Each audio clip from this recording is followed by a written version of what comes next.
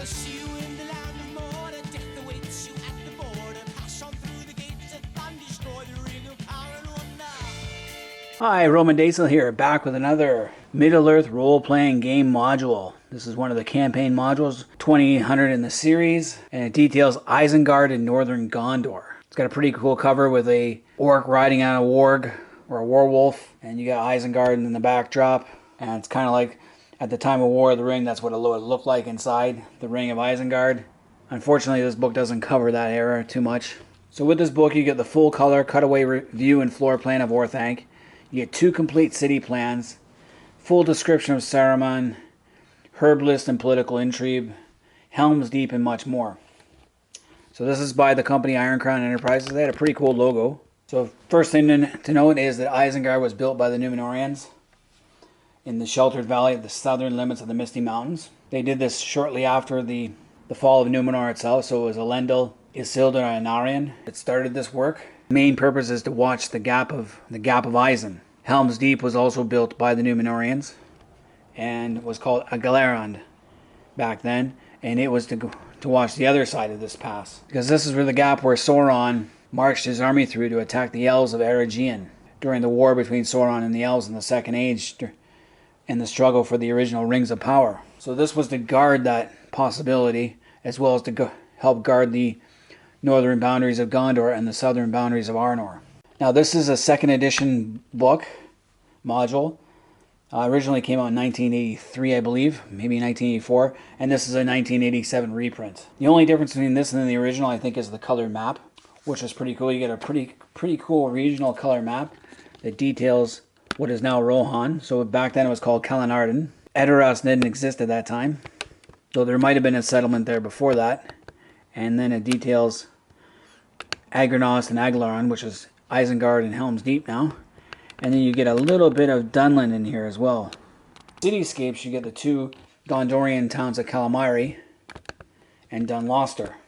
These all got renamed during the Rohirrim occupation of Calenarden. And then when you flip this map over to the other side, you get a detailed map of Isengard itself. And that's pretty cool. This view is pretty cool. I like this better because it's supposed to be a volcanic cone of an old volcano, as opposed to the Peter Jackson version, which had it all angular and well-crafted shape that you see in this little puzzle I have. And then they have the various levels, starting from the bottom and working your way up to the top. I prefer this version because it is supposed to be like a fang. So I bought this book back in the 90s, early 90s. I found it in a place in Ottawa called Fandom 2, and I didn't pay very much for it. It was just sitting there. They're trying to get rid of it. This is at a time when ICE was working on their 3rd edition books, and there wasn't a lot of new stuff being released. So let's go head into this thing. Now they always start off these books with definitions of what to expect. Nothing new there. Then it goes into the racial, cultural groups of all the various races you'll find. Nothing new there. Pretty simple. Again, converting tables and locks and traps, general skill bonuses. This is all just basic stuff that you need. But once you have the rule book, you really don't need to use these. You can convert things as they are. And then it also has a suggested spell list. And then it gives you the black and white geographical map of Rohan. The one problem is that this module is basically based on 1640 of the Third Age. And they should have made the maps reflect that. Instead of calling it Rohan, they should have said, okay, this is Calenarden at this time. And then on the other side, they should have put the Rohan map with the changes. That would have been cooler, I think. And then it gives you the color-coded reference maps. And then it talks about how it's a strategic gateway. The Gap of Calenarden, the Gap of Isen, the Gap of Rohan. It's been called many things over the years. They always give you a tale of years. So it mentions the various geographical locations like the White Mountains, the Meadowlands, the Wold, the West March. And then they got the rivers, the climate, all sorts of background material that when guys are playing D&D and all that stuff, you really don't care too much about it. If you do like military campaigns, then you would have to care about that kind of stuff. It's got the various plants, dangerous animals, small game, trees, healing herbs. And then it starts off with the Kalinarden under Gondor. And it talks about the people that used to live there before Rohan came, the Rohirrim came. Now when the Rohirrim were given Kalinarden, there weren't many Gondorians left in that region. There were some skeleton garrisons in Agornost and Aglarond, and there were still a few small towns operating and probably farmers, but it had been depleted, the population. It never really recovered its great plague, pre-plague numbers. So government, taxes, and army are mentioned in here. There is a substantial army because there are two major fortresses. And it also talks about the Dunlendings that are in that area, because Dunland is not too far away.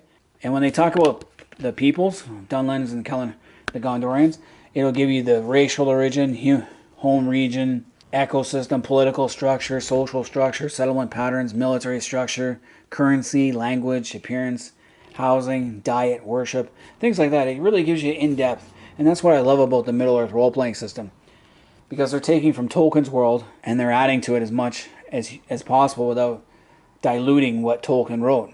Now, Tolkien never really went into great detail about the Dunlendings, and it's unfortunate. I would have liked to know more about their political structure, about them from Tolkien's own words. It also goes into the Druidain and the Wozes, as they're called. So it talks about them. And then it also mentions religion, calendar, architecture, chief town. So Calamari is the chief town, one of the chief towns in that area. And it's got its own little map.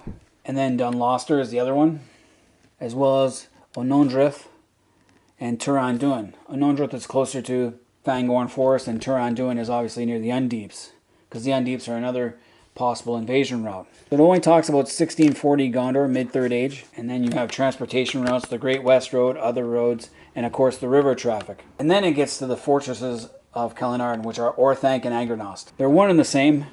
Agornost is pretty much the outer wall, and Orthanc is the actual tower itself. And then it goes into, it talks about the Palantir of Orthanc, describes how it is, how it works. And then it gives you a level-by-level description of the major rooms.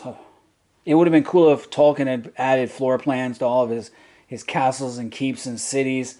But, you know, Tolkien was a busy guy. He was also a professor at Oxford University. And he also responded to every single piece of fan mail he got as much as possible.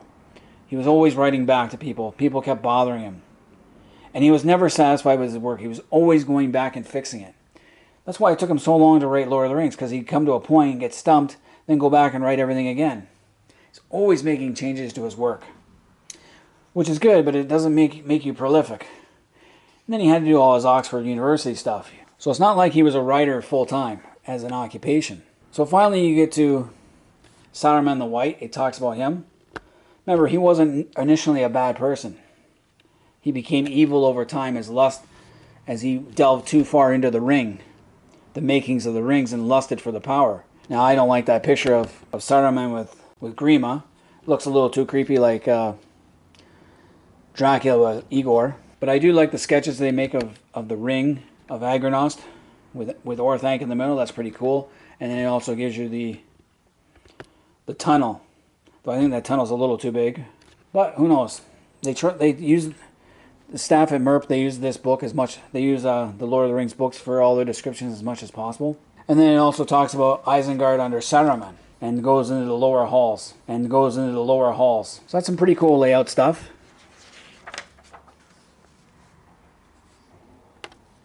All the armories and forgeries that Orthanc had. And then it goes to the Aglarond and the Hornburg, which is Helm's Deep now. So the men of Rohan, they didn't do anything. They just took over these fortresses. They didn't add to them because they were already, the architecture of Gondor and the Númenóreans was much superior to their own. So they didn't have to make too many changes to Aglarond and the Hornburg. And then he gives you the floor plan of that. I thought Peter Jackson's team did a pretty good job when they created their version of Helm's Deep. It was pretty cool. And then you have the glittering caves in the backdrop. So that's pretty cool. And then it gives brief mentions of the other smaller towns and fortresses. Then it goes into the power and politics. This is one of the main sectors, because they are following an actual book. And it goes through with the politics of Kalinarden, which is pretty tame usually. Only during the Kinstrife does it really get hectic, because Kalinarden is loyalist, sorry, and they do not support the usurper. So in this scenario, the usurper has a heavy hand upon the people of Kalinarden. And this book mostly details what happens during the Kinstrife. So it even has opposition to Castamere and the New Lords. So that's when this campaign module really happens. And then deepening troubles for Castamere's men. So 1442 of the Third Age. Kinstrife was one of the great troubles that plagued Gondor, and was the start of the waning of their power. And then, of course, you get adventures in Kalinarden during the Kinstrife. You get some suggested background players, character backgrounds, enchanted items, all sorts of other stuff. Special herbs. And, of course, the animals. Oh, it has poisons and rotten things. Like how they word that. And, of course, here comes my favorite. The Master Military Chart. I love these. So it gives you some orc tribes that are around. The Druidan, the Dunlendings. The Gondorian forces that were there at the time, as well as what was in the Orthanc garrison. The Beast of Kalinarden. And then Master non-player characters. So that's just for the Kinstrife timeline. And then you're looking at Kalinarden at other times. So the Northern Frontier, the fall of Castamere and the decline of Kalinarden.